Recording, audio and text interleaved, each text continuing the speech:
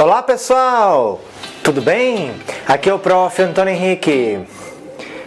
Vamos responder o seguinte questionamento: por que estamos aprendendo idiomas ainda como no século XIX?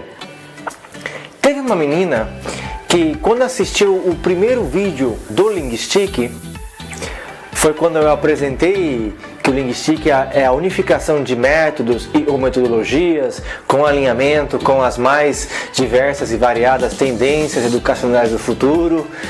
Para esse vídeo eu memorizei um pouco o roteiro, né? Na maioria dos meus vídeos eu não tenho feito isso. Agora vocês estão comprovando aqui que eu tenho uma cola atrás desta capa aqui bacana, né? Mas a maioria das coisas que eu quero abordar no vídeo, elas estão aqui dentro e estou utilizando a colinha aqui, o roteiro, para poder explicar melhor a vocês, ok? No caso, aquela menina perguntou, mas peraí, por que nós estamos aprendendo ainda como no século XIX, ok? Para poder explicar isso, eu precisaria de muitos vídeos, de outra coleção e muitos vídeos um após os outros, né? Estarei trazendo sempre mais aportação, mais contribuição para responder esse questionamento a todos vocês. Inclusive, em breve vocês irão ter uma espécie de documentário, certo? Novos vídeos virão na coleção do Linguistic e um deles vai ser como um documentário, e lá eu vou explanar de uma maneira um pouco mais extensa, colocarei muitos textos e imagens para vocês compreenderem a história da evolução na gramática. Houve evolução, mesmo que nem todo mundo perceba, porque não é da área, não é um conhecedor da área, mas houve uma evolução. O problema reside onde? Na forma como nós aprendemos e ensinamos. O enfoque que nós temos em cima desse processo. As abordagens, métodos e metodologias não estão alinhadas, não estão atualizadas com descobertas científicas, com essas tendências, enfim, é um monte de coisas, pessoal. Mas, para estar respondendo aqui a você de uma maneira mais humana, mais próxima com a compreensão de vocês, recentemente uma empresa entrou em contato comigo para dar aulas de português para estrangeiros. O nome dessa empresa é Companhia de Idiomas. Coloco a imagem caso você esteja assistindo e seja conhecido ou conheça alguém da empresa. Aprenda com o que eu estou a compartilhar aqui. E acontece que essa empresa queria que eu ensinasse português para uma mãe e seu filho, adivinham de onde? Da Índia. Pessoal, a Índia é um dos países que mais dialetos tem do mundo. Eu que morei na Espanha, entre um povoado e outro era o mesmo espanhol, mas lá entre um povoado e outro é um dialeto diferente, certo? Nós estamos falando de um país com uma cultura antiquíssima. Estamos falando de que as línguas faladas lá é o hindi, é o bengali, ok? Portanto, eu teria que pesquisar bastante, teria que ir atrás de fontes para poder saber melhor, ok? E ensinar com primor o português para a indiana e seu filho. Só que esta empresa disse o seguinte, que para que eu fosse selecionado, eu teria que estar fazendo um teste, uma avaliação no sistema deles. E há anos atrás eu já tinha feito essa avaliação por volta de 2014 e quando me mandaram um e-mail recentemente, caiu a ficha. Então quer dizer que eles continuam com o mesmo modelo de teste. Um enfoque tradicional, convencional dessa gramática. Eles não estão alinhados com outros conceitos, não estão em consonância com as mais atuais descobertas ou as tendências. Enfim, existe muita ciência, muito conhecimento por aí. No entanto, na mentalidade deles, um bom professor que ensina idiomas tem que ser um grande conhecedor da gramática. Pessoal, pelo amor de Deus, me digam o seguinte: será que realmente você precisa saber o futuro do pretérito no subjuntivo em voz passiva de uma oração subordinada adverbial restritiva, juntamente com o complemento do objeto direto em terceira pessoa do plural? Você não precisa saber todas essas categorias, essas classes gramaticais, esses rótulos colocados pelos gramáticos, pois o que eu venho defendendo aqui, ok, que vem a ser como uma tese, tanto pelo Linguistic, tanto pela engenharia educacional, existe outros conhecimentos, ok? Falamos aqui de inovação, de futuro, de disrupção. A própria linguística é uma ciência que estudou muitas outras áreas do ser humano. Ela foi atrás de compreender coisas de antropologia, de biologia, de sociologia. Inclusive tem uma área de estudo fantástica da linguística que é chamada por sociolinguística. E ela foi lá estudar as diversas variantes da língua. O idioma que é falado no norte do Brasil não é o mesmo idioma falado no sul do Brasil, ok? No entanto, existe aqui uma forma padronizada de entender a gramática sem respeitar as diversas variantes, sem respeitar a riqueza nessa bagagem, seja emocional, cultural, de cada um dos habitantes do nosso país, ok? Do colossal Brasil. Claro, você tem que saber todos esses detalhes da gramática para poder lecionar. Estão vendo aí? Quando eu tentei negociar com esta empresa, eles foram tão rígidos e inflexíveis, simplesmente, estas são as regras, você tem que fazer o teste. Nós não duvidamos do seu expertise, você tem que novamente estar fazendo o teste, podendo estar sendo eliminado caso a pontuação seja menor da exigida. Ou seja, você pode saber de diversas abordagens, de concepções na pedagogia, você pode compreender as maiores necessidades, as mais imediatas e relevantes de um estrangeiro no país, você pode conhecer mais a fundo o perfil do aluno, enfim, N coisas, ok? O contexto em si, a situação. Nós estamos falando de uma mãe e um filho que chegaram no Brasil agora. O primeiro que eles precisam saber seriam frases de sobrevivência, como perguntar o mais básico do básico. Nós estamos falando aí então de compreender processos de comunicação, de fazer com que esses dois indivíduos saibam utilizar seus próprios recursos internos para se virar em situações constrangedoras ou inclusive perigosas, ok? Lá num vídeo atrás dos Aprende Idiomas com Atos de Fala, eu não cheguei a explicar isso a vocês, mas quando eu estive 15 dias na França, eu quebrei o meu pulso. E eu acabei aprendendo em francês como dizer quebrado ou trincado, c'est cassé, ok? Eu não expliquei isso lá no vídeo, mas aconteceu.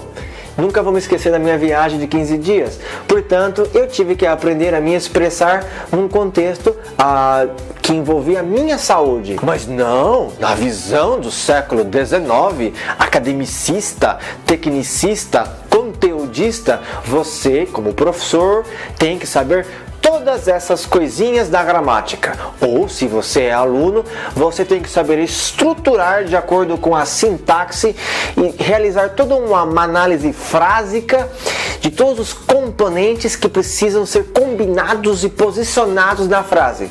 Estão vendo aí a esquizofrenia? Nós estamos no século XXI, pessoal. Ok? Muita coisa aconteceu desde o século XIX. Naquela época eles trouxeram estrutura. Naquela época eles trouxeram... Era o boom de pesquisas científicas, correntes de pensamento, movimentos aconteciam na Europa, certo? E o Brasil aqui alinhado com eles lá. Enquanto que aqui acontecia as nossas situações, com as nossas circunstâncias. Pessoal, então o que eu quero trabalhar com vocês neste vídeo não era somente trazendo algo pessoal meu, ok? E profissional também, Eu sou um rebelde por natureza, mesmo que não aparente, mesmo que eu aparente ser calmo por fora, mas por dentro eu tenho minhas inquietações. Não aceito facilmente coisas, né? Sobretudo no que tange a minha área de atuação. Eu não gosto de permitir facilmente que outras pessoas se apoderem da área, e as pessoas que não são conhecedoras da educação acreditem que para você ser um bom professor de idiomas ou ser um bom aluno de idiomas, você tem que aprender a gramática, sendo que a gramática é o enfoque só de todo um processo cheio de coisas bacanas que podem acontecer aí no meio. E por isso mesmo eu queria trazer para vocês uma leitura que comprei há um tempão atrás. É este livro do Larry Keeley, 10 tipos de inovação, a disciplina de criação de avanços de ruptura. Nossa, vocês vão me dizer, o que isso tem a ver com idiomas, Antônio? Pessoal, tem tudo a ver. Tem tudo a ver. Basta você querer abrir a visão transdisciplinar. E por que tem tudo a ver? Veja bem, este livro trabalha o conceito de inovação, ok? A inovação não é algo somente de empresas que vendem produtos ou serviços, certo? As escolas, elas não têm por que ser como empresas. Aliás, é discutido por muitos acadêmicos e estudiosos da área que o que transformou a educação nesse aparato ou instrumento do governo de escolarização é o fato de usar a escola como uma empresa, ok? Uma empresa que tem um CNPJ, que tem que prestar contas, tem que fazer a parte contábil, a parte fiscal, a parte jurídica, etc. E todo o lado humano, o lado do potencial do aluno, o lado do professor, tudo isso é deixado em segundo, terceiro, quarto plano. Mesmo que os professores, gestores digam que não, só que claro, eles estão tentando vender seu peixe, né? Mas o sistema tal e como ele é hoje de educação é um sistema que estagnou no passado e tem que se atualizar. E quando eu leio um livro como este de inovação e vejo os casos, os cases de algumas empresas, marcas famosas como FedEx, como Gillette, como 7-Eleven, enfim, são vários cases que eu estou lendo aqui por terceira vez. É um livro muito rico, é um livro cheio de conhecimento, de informação, um estudo de 30 anos depois que os caras documentaram e arquivaram as pesquisas, as observações, tudo para não parecerem mercenários e nem charlatães. Mas a questão é que conforme você vai lendo, ok, este modelo que abrange 10 tipos de inovação, é como se fosse uma metodologia para você compreender tudo o que fez estas empresas chegarem até o patamar onde elas chegaram, ok?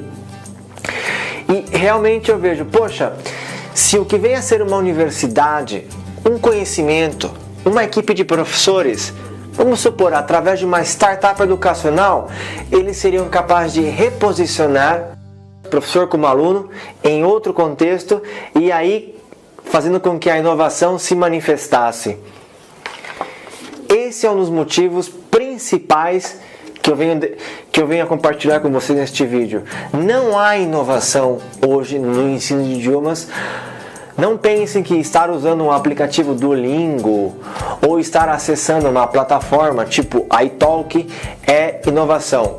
Já faz anos que eles estão no mercado, ok? O fato de eu estar usando um recurso tecnológico, pode ser no smartphone ou no computador, isso não significa que aconteceu inovação.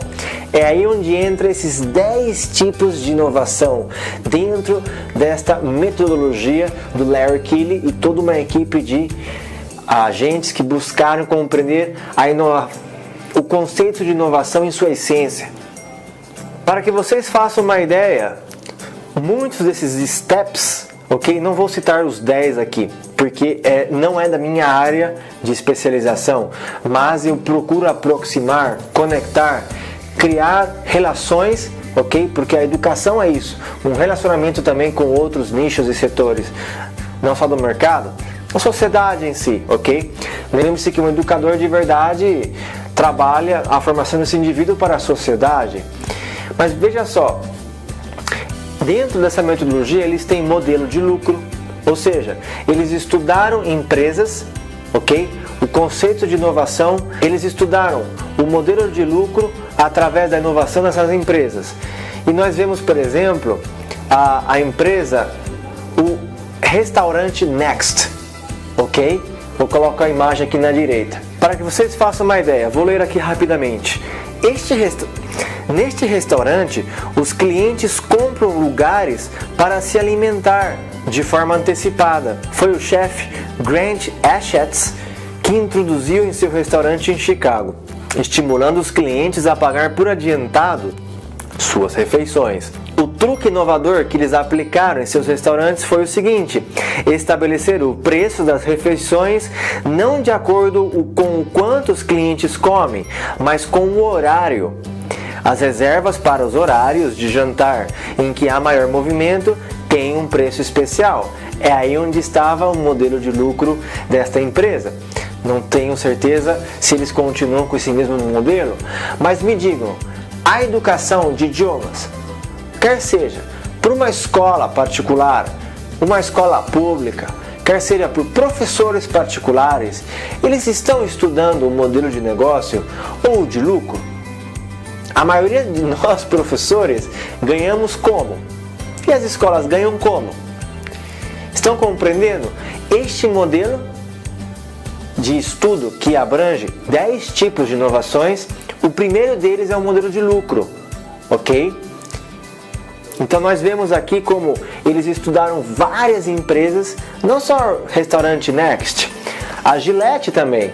No caso da Gillette, o modelo de lucro foi o aparelho e lâminas de barbear, que foi exaltado durante anos e adaptado a inúmeros outros setores, inclusive de impressoras e cartuchos até café em cápsula. Quem que não conhece Nespresso, não é verdade? Eles se inspiraram em algo da Gillette, porque na época eles vendiam as lâminas por separado. A ideia central é simples: criar uma base instalada vendendo o componente permanente do sistema por um baixo custo, inclusive tendo prejuízo. E então desfrutar das receitas recorrentes vendendo os componentes descartáveis por um preço especial e recompensador. Ou seja, a grande jogada aqui era na lâmina, ok? No restaurante Next era alugar previamente o espaço onde os clientes queriam almoçar. Vejam só, entenderam aqui a jogada? Modelo de lucro. Conforme você vai avançando neste livro, você cai para rede, você cai para estrutura, você cai para desempenho de produto, sistema de produto, enfim, são muitas páginas. Eu estou falando a vocês que é um total de 300 páginas com muita informação, muito conhecimento, muito bem elaborado. E aí eu pergunto, onde é que está a inovação nisso? Porque se você for assistir um influencer que tem 1 milhão de visitas, você vai perceber que o indivíduo está lá explicando a conjugação do to be. Esse indivíduo está lá dando uma lista de 1000 palavras mais usadas no inglês ou no espanhol. Esse indivíduo estará dizendo a diferença entre o sotaque americano ou britânico. Pessoal, façam essa pesquisa, entre no YouTube e verão que não há muito de novo, não há muito de inovador.